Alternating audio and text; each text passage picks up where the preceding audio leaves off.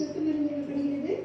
இப்பொழுது இங்கு உங்கள் முன்னால் போலியோ சொட்டு மருந்து முகாமினை தொடங்கி வைக்கும் விதமாக குழந்தைகளுக்கு மாண்புமிகு தமிழ்நாடு முதலமைச்சர் அவர்கள் போலியோ சொட்டு மருந்தினை வழங்குகின்றார்.